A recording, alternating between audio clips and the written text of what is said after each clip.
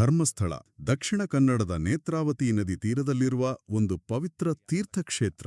ಹೌದು. ಲಕ್ಷಾಂತರ ಜನರ ನಂಬಿಕೆಯ ಕೇಂದ್ರ. ಆದ್ರೆ ಒಂದು ಯೋಚನೆ ಮಾಡಿ, ಈ ಪವಿತ್ರ ನೆಲದ ಸುತ್ತಮುತ್ತ 100ಕ್ಕೂ ಹೆಚ್ಚು ಶವಗಳನ್ನು ಗುಪ್ತವಾಗಿ ಹೂತು ಹಾಕಲಾಗಿದೆ ಎಂಬ ಮಾತು ಕೇಳಿಬಂದ್ರೆ ಇದು ಕರ್ನಾಟಕವನ್ನೇ ಬೆಚ್ಚಿಬೀಳಿಸಿದ ಒಂದು ಭಯಾನಕ ಆರೋಪ. ಖಂಡಿತ. ಇದು ನೂರಾರು ಜೀವಗಳ ಸಮಾಧಿಯ ರಹಸ್ಯವೋ ಅಥವಾ ಭಾರತ ಕಂಡ ಅತ್ಯಂತ ದೊಡ್ಡ ಸುಳ್ಳಿನ ಕಥೆಯೋ? ಇದು ಕೇವಲ ಒಂದು ದೇವಸ್ಥಾನದ ಕಥೆಯಲ್ಲ, ಒಂದು ಭೀಕರ ಆರೋಪದ ಕಥೆ. ಆದ್ರೆ ಈ ಆರೋಪ ನಿಜವೇ? ಈ ತರದ ನೈಜ ಘಟನೆಗಳ ಇನ್ ಡೆಪ್ತ್ ಚರ್ಚೆ ಕೇಳಕ್ಕೆ ದಯವಿಟ್ಟು ನಮ್ಮ ಚಾನೆಲ್ ಫಾಲೋ ಅಥವಾ ಸಬ್ಸ್ಕ್ರೈಬ್ ಮಾಡಿ. ನಿಮ್ಮ ಸಪೋರ್ಟ್ ನಮಗೆ ತುಂಬಾ ಇಂಪಾರ್ಟೆಂಟ್. ಈ ಆಳವಾದ ವಿಶ್ಲೇಷಣೆಯಲ್ಲಿ ನಾವು 2025ರ ಧರ್ಮಸ್ಥಳದ ಮಾಸ್ ಬರಿಯಲ್ ಆರೋಪಗಳ ಹಿನ್ನೆಲೆ, ಎಸ್ಐಟಿ ತನಿಖೆ ಮತ್ತು ಇದರ ಹಿಂದಿರುವ ಸತ್ಯಾಸತ್ಯತೆಗಳನ್ನು ಸ್ಟೆಪ್ ಬೈ ಸ್ಟೆಪ್ ಆಗಿ ಅನಲೈಸ್ ಮಾಡಲಿದ್ದೇವೆ. ಅಂದ್ರೆ ಈ ಇಡೀ ಪ್ರಕರಣವನ್ನು ನಾವು ಕೇವಲ ಒಂದು ಕ್ರೈಮ್ ಸ್ಟೋರಿಯಾಗಿ ನೋಡಬಾರದು. ಆಕ್ಚುಲಿ ಇದು ಜನರ ನಂಬಿಕೆ ಮತ್ತು ವ್ಯವಸ್ಥೆಯ ಮೇಲಿನ ಅನುಮಾನ ಹೇಗೆ ಕೆಲಸ ಮಾಡುತ್ತೆ ಅನ್ನೋದರ ಒಂದು ಕ್ಲಾಸಿಕ್ ಎಕ್ಸಾಂಪಲ್. ರೈಟ್. ಆ ಹಿನ್ನೆಲೆಯ ಬಗ್ಗೆ ಮೊದಲು ಮಾತನಾಡಬೇಕು. ಧರ್ಮಸ್ಥಳ ಅನ್ನೋದು ಕರ್ನಾಟಕದ ಜನರಿಗೆ ಬರೀ ಒಂದು ಊರಲ್ಲ, ಅದೊಂದು ಇಮೋಷನ್. ಆದರೆ 1980ರ ದಶಕದಿಂದಲೇ ಅಲ್ಲಿ ಕೆಲವು ಕಳವಳಕಾರಿ ಘಟನೆಗಳು ನಡೆಯುತ್ತಾ ಬಂದಿವೆ. ಕರೆಕ್ಟ್. ಕಾಣೆಯಾದವರ ಪ್ರಕರಣಗಳು ಇರಬಹುದು ಅಥವಾ ಸಂಶಯಾಸ್ಪದ ಸಾವುಗಳು ಇರಬಹುದು. ಜನರಿಗೆ ಇದರ ಬಗ್ಗೆ ಆಗಲೇ ಒಂದು ಮಟ್ಟದ ಅನುಮಾನ ಇತ್ತು. ಹೌದು. ಮತ್ತು ಇದೆಲ್ಲದರ ಮಧ್ಯೆ 2012ರಲ್ಲಿ ನಡೆದ ಆ ಸೌಜನ್ಯ ಹತ್ಯೆ ಪ್ರಕರಣ. ಆ ಕಾಲೇಜ್ ವಿದ್ಯಾರ್ಥಿನಿಯ ಮೇಲೆ ಲೈಂಗಿಕ ಹಲ್ಲೆ ನಡೆಸಿ ಕೊಲೆ ಮಾಡಲಾಗಿತ್ತು. ಅದರಲ್ಲಿ ನಿಜವಾದ ಅಪರಾಧಿಗಳಿಗೆ ಶಿಕ್ಷೆ ಆಗಲಿಲ್ಲ ಅನ್ನೋ ಆಕ್ರೋಶ ಜನರ ಮನಸ್ಸಿನಲ್ಲಿ ಹಾಗೇ ಉಳಿದುಬಿಟ್ಟಿತ್ತು. ಎಕ್ಸಾಕ್ಟ್ಲಿ. ಅಲ್ಲಿ ನಾವು ಸಾರ್ವಜನಿಕರ ಸೈಕಾಲಜಿಯನ್ನು ಅರ್ಥ ಮಾಡ್ಕೊಳ್ಬೇಕು. ಒಂದು ಸಿಸ್ಟಮ್ ಮೇಲೆ, ಅಂದ್ರೆ ಪೊಲೀಸ್ ಅಥವಾ ನ್ಯಾಯಾಂಗದ ಮೇಲೆ ಜನರಿಗೆ ಒಮ್ಮೆ ನಂಬಿಕೆ ಕಡಿಮೆಯಾದ್ರೆ ಆಕ್ಚುಲಿ ಏನಾಗತ್ತೆ ಅಂದ್ರೆ ಒಂದು ಒಣಗಿದ ಕಾಡಿನ ತರಹ ಆಗ್ಬಿಡುತ್ತೆ. ಒಣಗಿದ ಕಾಡು ಅಂದ್ರೆ ಕೇವಲ ಒಂದು ಸಣ್ಣ ಕಿಡಿ ಬಿದ್ರೆ ಸಾಕು, ಇಡೀ ಕಾಡು ಹೊತ್ತಿ ಉರಿಯುವ ಸ್ಥಿತಿಯಲ್ಲಿ ಜನ ಇದ್ರು. ಸೌಜನ್ಯ ಕೇಸ್ನ ಹತಾಶೆ ಅಂಥದೊಂದು ವಾತಾವರಣ ಸೃಷ್ಟಿ ಮಾಡಿತ್ತು. ಓಕೆ, ಅರ್ಥ ಆಯ್ತು. ಆ ಕಿಡಿ ಅಥವಾ ಬೆಂಕಿ ಕಡ್ಡಿಯೇ 2025ರ ಜೂನ್ ಮತ್ತು ಜುಲೈ ತಿಂಗಳಲ್ಲಿ ಬಂದ ಆ ಶಾಕಿಂಗ್ ಆರೋಪ.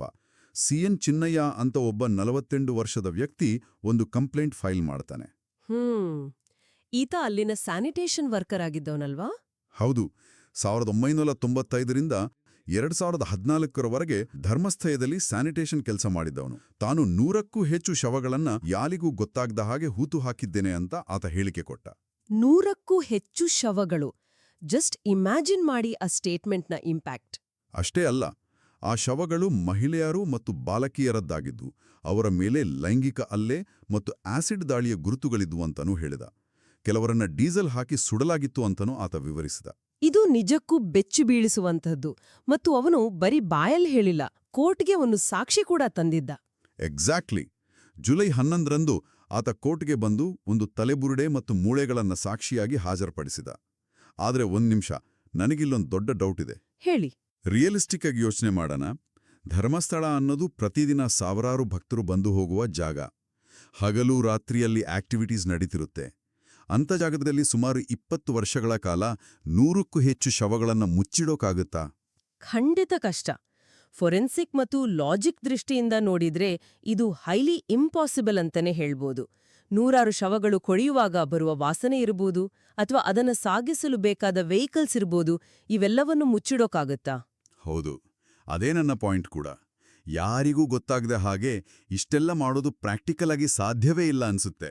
1 ಅಥವಾ 2 ಶವಗಳನ್ನು ಮುಚ್ಚಿಡುವುದು ಬೇರೆ, ಆದ್ರೆ 100ಕ್ಕೂ ಹೆಚ್ಚು ಶವಗಳನ್ನು ಒಂದು ಜನನಿಬಿಡ ಪ್ರದೇಶದಲ್ಲಿ ಸಿಸ್ಟಮ್ಯಾಟಿಕ್ ಆಗಿ ಡಿಸ್ಪೋಸ್ ಮಾಡುವುದು ಒಂದು ದೊಡ್ಡ ನೆಟ್ವರ್ಕ್ ಇಲ್ಲದೆ ಸಾಧ್ಯವೇ ಇಲ್ಲ. ಅದೇ ಆ ಇಮೋಷನ್ ಇತ್ತಲ್ಲ. ಒಣಗಿದ ಕಾಡಿನ ಇಮೋಷನ್ ಅಂತ ನೀವು ಹೇಳಿದ್ರಲ್ಲ. ಹೌದು. ಚಿನ್ನಯ್ಯ ತನ್ಕೊಟ್ಟ ಆ ತಲೆಬುರುಡಿಯನ್ನು ನೋಡಿದ ತಕ್ಷಣ ಲಾಜಿಕ್ಗಿಂತ ಇಮೋಷನ್ ಮುಂದಕ್ಕೆ ಬಂತು. ಜನರಿಗೆ ಇದು ಸೌಂದರ್ಯ ಕೇಸ್ನ ಮುಂದುವರೆದ ಭಾಗ ಅಂತ ಅನ್ಸೋಕ್ ಶುರುವಾಯ್ತು. ಮತ್ತು ಆ ಎಮೋಷನಲ್ ಪ್ರೆಷರ್ ಎಷ್ಟಿತ್ತಂದ್ರೆ, ಜುಲೈ 4ರಂದು FIR ದಾಖಲಾಯಿತು. ಆಮೇಲೆ ಕರ್ನಾಟಕ ಸರ್ಕಾರ ಜುಲೈ 19ರಂದು DGP ಪ್ರಣಬ್ ಮೋಹಂತಿಯವರ ನೇತೃತ್ವದಲ್ಲಿ ಒಂದು SIT ರಚನೆ ಮಾಡಿತು. ರೈಟ್. Special investigation team. ಅವರು ತಕ್ಷಣವೇ ಆಕ್ಷನ್ಗೆ ಇಳಿದ್ರು. ಹೌದು. ಈ ವಿಸಿಲ್ ಬ್ಲೋವರ್ ಚಿನ್ನಯ್ಯ ನೇತ್ರಾವತಿ ನದಿ ತೀರ ಮತ್ತು ಕಾಡಿನ ಪ್ರದೇಶ ಸೇರಿ ಒಟ್ಟು 13ರಿಂದ 18 ಜಾಗಗಳನ್ನು ಎಸ್ಐಟಿಗೆ ತೋರಿಸಿದ್ದ. ಅಧಿಕಾರಿಗಳು ಅಲ್ಲಿ ಎಕ್ಸ್ಕ್ಯಾವೇಷನ್ ಅಂದ್ರೆ ನೆಲ ಅಗೆಯುವ ಕೆಲಸ ಶುರು ಮಾಡಿದ್ರು. ಆದ್ರೆ ಈ ಎಕ್ಸ್ಕ್ಯಾವೇಷನ್ ಪ್ರೋಸೆಸ್ ಬಹಳ ಕಾಂಪ್ಲೆಕ್ಸ್ ಆಗಿರುತ್ತೆ ಗೊತ್ತಾ. ಅವರು ಕೇವಲ ಹಾರೆ ಪಿಕಾಸಿ ಹಿಡಿದುಕೊಂಡು ಮಣ್ಣು ಅಗಿಯುವುದಿಲ್ಲ. ಇಲ್ಲಿ GPR ನಂತ ಅಡ್ವಾನ್ಸ್ ಟೆಕ್ನಾಲಜಿ ಬಳಸ್ತಾರೆ. GPR ಅಂದ್ರೆ ಗ್ರೌಂಡ್ ಪೆನಿಟ್ರೇಟಿಂಗ್ ರೆಡಾರ್ ಅಲ್ವಾ? ಅದು ಎಕ್ಸಾಕ್ಟ್ ಆಗಿ ಹೇಗೆ ಕೆಲಸ ಮಾಡುತ್ತೆ? ಹೌದು, GPR ಅನ್ನೋದನ್ನ ಭೂಮಿಯೊಳಗಿನ ಎಕ್ಸ್ರೇ ಅಂತ ನೀವು ಅಂದ್ಕೊಳ್ಬೋದು. ಈ ಡಿವೈಸ್ ರೇಡಿಯೋ ವೇವ್ಸ್ ಅಥವಾ ತರಂಗಗಳನ್ನು ನೆಲದೊಳಗೆ ಕಳುಹಿಸ್ತದೆ. ಭೂಮಿಯೊಳಗೆ ಯಾವುದಾದ್ರೂ ಗುಂಡಿ ತೋಡಿ ಮುಚ್ಚಿದ್ರೆ ಅಥವಾ ಮೂಳೆಗಳಿದ್ರೆ ಆ ವೇವ್ಸ್ ಅಲ್ಲಿಂದ ವಾಪಸ್ ಬೌನ್ಸ್ ಆಗ್ತದೆ. ಅಂದ್ರೆ ಹೊರಗಿನಿಂದಲೇ ಒಳಗೆ ಏನಿದೆ ಅಂತ ಒಂದು ಐಡಿಯಾ ಸಿಗ್ಬಿಡುತ್ತೆ. ಎಕ್ಸಾಕ್ಟ್ಲಿ. ಸ್ಕ್ರೀನ್ ಮೇಲೆ ಒಂದು ಇಮೇಜ್ ಬರ್ತದೆ. ಇದರಿಂದ ಎಲ್ಲೆಲ್ಲಿ ನೆಲವನ್ನು ಅಗಿಯಲಾಗಿದೆ ಅನ್ನೋದು ಅವರಿಗೆ ಕ್ಲಿಯರ್ ಆಗಿ ಗೊತ್ತಾಗ್ತದೆ. ಓಕೆ, ಅದು ಬಹಳ ಎಫೆಕ್ಟಿವ್. ಹಾಗಾದ್ರೆ SIT ಹುಡುಕಾಟದ ರಿಸಲ್ಟ್ ಏನಾಯ್ತು ಅಂತ ನೋಡೋಣ. ನದಿ ತೀರದ 5 ಜಾಗಗಳಲ್ಲಿ ಅವ್ರಿಗೆ ಏನೂ ಸಿಗ್ಲಿಲ್ಲ. ಏನೂ ಸಿಗ್ಲಿಲ್ವಾ? ಇಲ್ಲ. ಆದ್ರೆ ಜುಲೈ 31ರಂದು ಸೈಟ್ 6 ಅಂತ ಗುರ್ತಿಸಲಾಗಿದ್ದ ಜಾಗದಲ್ಲಿ ಕೆಲವು ಮನುಷ್ಯನ ಮೂಳೆಗಳು ಸಿಕ್ಕವು. ಮತ್ತು ಇದಾದ ಕೆಲವೇ ದಿನಗಳಲ್ಲಿ ಆಗಸ್ಟ್ 5ರಂದು ಬಂಗ್ಳೆಗುಡ್ಡ ಅನ್ನೋ ಕಾಡಿನ ಪ್ರದೇಶದ ಸೈಟ್ 14ನಲ್ಲಿ ಒಂದು ಶಾಕಿಂಗ್ ಡಿಸ್ಕವರಿ ಆಯಿತು. ಅಲ್ಲೇನ್ ಸಿಕ್ತು? ಬರೋಬ್ಬರಿ 114ಕ್ಕೂ ಹೆಚ್ಚು ಮೂಳೆಯ ತುಣುಕುಗಳು, ಒಂದು ಮನುಷ್ಯನ ತಲೆಬುರುಡೆ ಮತ್ತು ಕತ್ತು ಹಿಸುಕಿದ್ದನ್ನು ಸೂಚಿಸುವಂಥ ಒಂದು ಕೆಂಪು ಸೀರೆ ಪತ್ತೆಯಾಯಿತು. ಒಟ್ಟು 122 ಮಣ್ಣಿನ ಸ್ಯಾಂಪಲ್ಗಳನ್ನ SIT ಲ್ಯಾಬ್ಗೆ ಕಳಿಸ್ತು. ಓ ಮೈ ಗಾಡ್! 114 ಮೂಳೆಗಳು ಮತ್ತು ಕೆಂಪು ಸೀರೆ, ಇದು ಕೇಳೋಕೆ ಬಹಳ ಡಿಸ್ಟರ್ಬಿಂಗ್ ಆಗಿದೆ. ಹೌದು. ಇಲ್ಲಿ ನನ್ನ ಪ್ರಶ್ನೆ ಏನಂದ್ರೆ, ಮೇಲ್ನೋಟಕ್ಕೆ ನೋಡಿದ್ರೆ ಇದು ಚಿನ್ನಯ್ಯ ಹೇಳಿದ ಕಥೆಯನ್ನ ಪ್ರೂವ್ ಮಾಡುತ್ತೆ ಅಲ್ವಾ? ಅವನೇ ಜಾಗ ತೋರಿಸಿದ್ದು, ಅಲ್ಲೇ ಮೂಳೆಗಳು ಸಿಕ್ಕಿವೆ. ಇದು ಮಾಸ್ ಮರ್ಡರ್ ಅಲ್ಲದೆ ಇನ್ನೇನು? ಮೇಲ್ನೋಟಕ್ಕೆ ಹಾಗೆ ಅನ್ನಿಸುತ್ತದೆ, ನಿಜ. ಆದರೆ ಫೋರೆನ್ಸಿಕ್ ಸೈನ್ಸ್ ಬೇರೆಯದೇ ಕಥೆ ಹೇಳುತ್ತದೆ. ಕಾಡಿನಲ್ಲಿ ಮೂಳೆಗಳು ಸಿಕ್ಕ ತಕ್ಷಣ ಅದು ಕೊಲೆ ಆಗಿರುವುದಿಲ್ಲ. ಅಂದ್ರೆ ಬೇರೆ ಏನಾಗಿರ್ಬೋದು? ಟ್ಯಾಫನೋಮಿ ಅನ್ನೋ ಒಂದು ವಿಭಾಗ ಇದೆ ಆಕ್ಚುಲಿ. ಅಂದ್ರೆ ಸತ್ತ ಮೇಲೆ ದೇಹ ಹೇಗೆ ಕೊಳೆಯುತ್ತದೆ ಅಂತ ಅಧ್ಯಯನ ಮಾಡುವುದು. ಕಾಡು ಪ್ರದೇಶಗಳಲ್ಲಿ ಪ್ರಾಣಿಗಳ ದಾಳಿಯಾಗಿರಬಹುದು ಅಥವಾ ಹಳೆಯ ಕಾಲದ ಸಮಾಧಿಗಳು ಇರಬಹುದು. ಓಕೆ, ಪ್ರಾಣಿಗಳು ಮೂಳೆಗಳನ್ನ ಬೇರೆ ಕಡೆಯಿಂದ ಎಳೆದುಕೊಂಡು ಬಂದಿರೋ ಚಾನ್ಸಸ್ ಕೂಡ ಇರುತ್ತೆ ಅಂತೀರಾ? ಖಂಡಿತ. 100 ಮೀಟರ್ಗಳವರೆಗೆ ಎಳೆದುಕೊಂಡು ಹೋಗಿ ಚಲ್ಲಾಪಿಲ್ಲಿ ಮಾಡಬಲ್ಲವು. ಹಾಗಾಗಿ ಆ 114 ತುಣುಕುಗಳು ಒಬ್ಬನೇ ವ್ಯಕ್ತಿಯದ್ದೋ ಅಥವಾ ಬೇರೆ ಬೇರೆ ಪ್ರಾಣಿಗಳದ್ದೋ ಅಂತ ಲ್ಯಾಬ್ ರಿಪೋರ್ಟ್ ಬರೋವರೆಗೆ ಕನ್ಫರ್ಮ್ ಮಾಡೋಕ್ಕಾಗಲ್ಲ. ರೈಟ್. SIT ಮೇಲಿದ್ದ ಪ್ರೆಷರ್ ಕೂಡ ಅದೇ ಆಗಿತ್ತು. ಇಡೀ ರಾಜ್ಯ ನೋಡುತ್ತಿರುವ ಕೇಸಿದು. ಕೇವಲ ಮೂಳೆ ಸಿಕ್ಕ ತಕ್ಷಣ ಅದನ್ನ ಮರ್ಡರ್ ಅಂತ ಡಿಕ್ಲೇರ್ ಮಾಡಕ್ ಬರೋದಿಲ್ಲ. ಹೌದು, ಬ್ಯಾಲೆನ್ಸ್ ಮಾಡೋದು ಬಹಳ ಮುಖ್ಯವಾಗಿತ್ತು. ಮತ್ತು ಇಲ್ಲಿಯೇ ಕಥೆ ಒಂದು ಅನಿರೀಕ್ಷಿತ ತಿರುವು ಪಡ್ಕೊಳ್ಳೋದು. ಆಗಸ್ಟ್ 2025ರಲ್ಲಿ ಆ ಫೊರೆನ್ಸಿಕ್ಸ್ ರಿಪೋರ್ಟ್ ಬಂತು. ಆ ರಿಪೋರ್ಟು ಈ ಇಡೀ ಮಾಸ್ ಬರಿಯಲ್ ಕಥೆಯನ್ನೇ ಸಂಪೂರ್ಣ ಉಲ್ಟಾ ಮಾಡ್ಬಿಡ್ತು.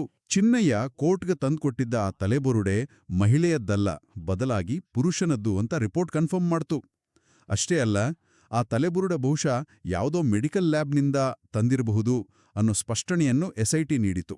ವಾವ್, ಇದು ದೊಡ್ಡ ಟ್ವಿಸ್ಟ್. ಪುರುಷನ ತಲೆಬುರುಡೆ ಮತ್ತು ಮೆಡಿಕಲ್ ಲ್ಯಾಬ್. ಹೌದು, ಆದರೆ ಇದು ನನಗೆ ನಂಬೋಕೆ ಸ್ವಲ್ಪ ಕಷ್ಟ ಆಗ್ತಿದೆ. ಪ್ಲೀಸ್ ಇದನ್ನ ಸ್ವಲ್ಪ ಎಕ್ಸ್ಪ್ಲೇನ್ ಮಾಡಿ. ಕೇವಲ ಒಂದು ಹಳೆ ತಲೆಬುರುಡೆಯನ್ನು ನೋಡಿ ಇದು ಗಂಡ್ಸಿಂದು ಅಂತ ಹೇಗೆ ಹೇಳ್ತಾರೆ?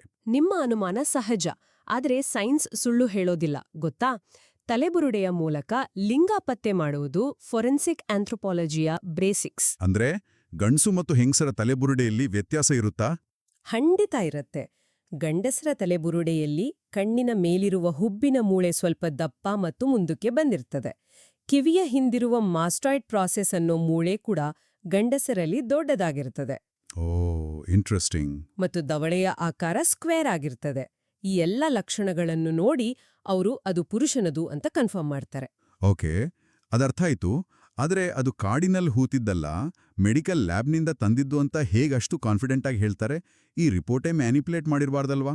ಇಲ್ಲ, ಅಲ್ಲಿ ಮೆಡಿಕಲ್ ಲ್ಯಾಬ್ನ ಮೂಳೆಗಳಿಗೂ ಮತ್ತು ಮಣ್ಣಿನಲ್ಲಿ ಹೂತಿಟ್ಟ ಮೂಳೆಗಳಿಗೂ ಬಹಳ ಡಿಫ್ರೆನ್ಸ್ ಇರುತ್ತೆ. ಒಂದು ಶವವನ್ನು ಮಣ್ಣಿನಲ್ಲಿ ಹೂತಾಗ ಮಣ್ಣಿನ ಆಮ್ಲೀಯತೆ ಮತ್ತು ಬ್ಯಾಕ್ಟೀರಿಯಾಗಳು ಮೂಳೆಯ ಬಣ್ಣವನ್ನು ಬದಲಾಯಿಸುತ್ತವೆ. ಅಂದ್ರೆ ಮಣ್ಣಿನ ಎಫೆಕ್ಟ್ ಮೂಳೆ ಮೇಲಾಗಿರುತ್ತೆ. ಎಕ್ಸಾಕ್ಟ್ಲಿ. ಆದರೆ ಮೆಡಿಕಲ್ ಕಾಲೇಜ್ಗಳಲ್ಲಿ ವಿದ್ಯಾರ್ಥಿಗಳಿಗೆ ಕಲಿಯಲು ಇಡುವ ಮೂಳೆಗಳನ್ನು ಕೆಮಿಕಲ್ ಬ್ಲೀಚ್ ಮಾಡಲಾಗಿರ್ತದೆ. ಅದರಲ್ಲಿರುವ ಜಿಡ್ಡನ್ನೆಲ್ಲ ತೆಗೆದು ವೈಟ್ ಆಗಿ ಕಾಡುವಂತೆ ಮಾಡಿರ್ತಾರೆ. ಅಚ್ಚಾ, ಜೊತೆಗೆ ಅದನ್ನು ಜೋಡಿಸೋಕೆ ಏನಾದರೂ ವೈರ್ಸ್ ಯೂಸ್ ಮಾಡಿರ್ತಾರಾ? ಹೌದು, ಮೂಳೆಗಳನ್ನು ಜೋಡಿಸಲು ಚಿಕ್ಕ ಚಿಕ್ಕ ರಂಧ್ರಗಳನ್ನು ಮಾಡಿ ವೈರ್ ಹಾಕಿರುವ ಮಾರ್ಕ್ಗಳು ಇರುತ್ತವೆ. ಚಿನ್ನಯ್ಯ ತಂದಿದ್ದ ತಲೆಬುರುಡೆಯಲ್ಲಿ ಈ ಕೆಮಿಕಲ್ ಬ್ಲೀಚಿಂಗ್ ಮತ್ತು ಅನಾಟಮಿಕಲ್ ಕಟ್ ಮಾರ್ಕ್ಸ್ ಇದ್ದವು. ಮಣ್ಣಿನಲ್ಲಿ 20 ವರ್ಷ ಇದ್ದ ಮೂಳೆಯಲ್ಲಿ ಇದು ಇರಲು ಸಾಧ್ಯವೇ ಇಲ್ಲ.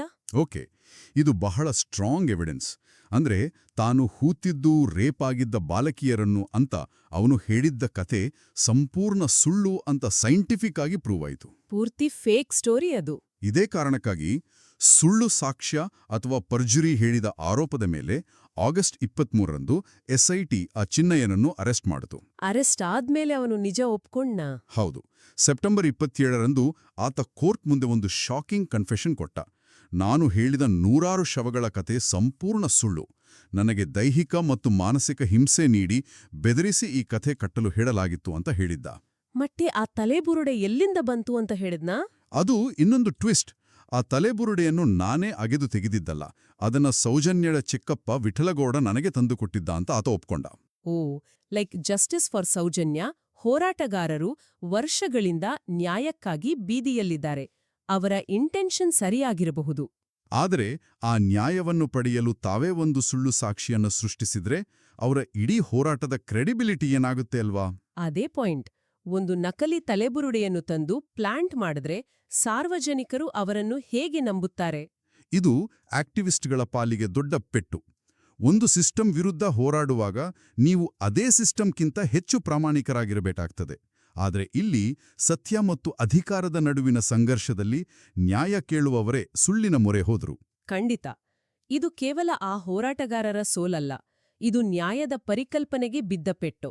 ನೀವು ಒಂದು ಫ್ಯಾಬ್ರಿಕೇಟೆಡ್ ಸ್ಟೋರಿ ಕಟ್ಟದ್ರೆ ನಾಳೆ ನಿಜವಾದ ಸಂತ್ರಸ್ತರು ಬಂದು ಕಂಪ್ಲೇಂಟ್ ಕೊಟ್ರೂ ವ್ಯವಸ್ಥೆ ಅವರನ್ನು ಅನುಮಾನದಿಂದಲೇ ನೋಡುತ್ತದೆ.